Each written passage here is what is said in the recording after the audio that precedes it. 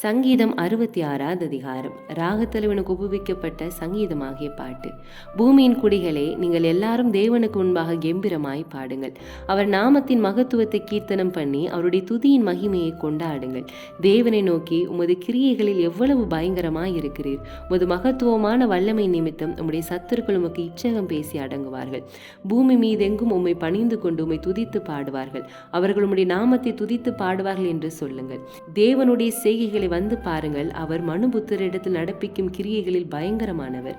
கடலை உலர்ந்த தரையாக மாற்றினார். ஆற்றை கால்நடையாய் கடந்தார்கள். அங்கே அவர்கள் களி கூர்ந்தோம். அவர் தம்முடைய வல்லமையினால் என்றென்றைக்கும் அரசாளுகிறார். அவருடைய கண்கள் ஜாதிகள் மேல் நோக்கமாயிருக்கிறது.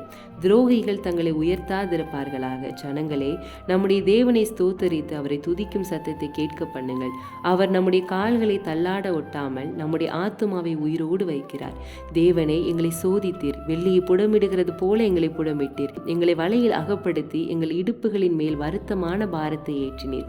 மனுஷரே, எங்கள் தலையின் மேல் ஏறி போக பண்ணினீர். தீயையும் தண்ணீரையும் கடந்து வந்தோம். செழிப்பான இடத்தில் எங்களை கொண்டு வந்து விட்டீர்.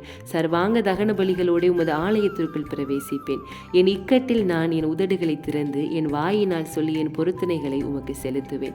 ஆட்டுக்கடாக்களின் நினைப்புகை உடனே கொழுமையானவைகளை உமக்கு தகன பலியாக இடுவேன். காளைகளையும் செம்மறி ஆட்டுக்கடாக்களையும் உமக்கு பலியிடுவேன். தேவனுக்கு பயந்தவர்களை, நீங்கள் எல்லாரும் வந்து கேளுங்கள். அவரின் ஆத்துமாவுக்கு செய்ததை சொல்லுவேன். அவரை நோக்கி என் வாயினால் கூப்பிட்டேன். என் நாவினால் அவர் புகழப்பட்டார். என் இருதயத்தில் அக்கிரம சிந்தை கொண்டிருந்தேன். ஆனால் ஆண்டவர் எனக்கு செவி கொடார்.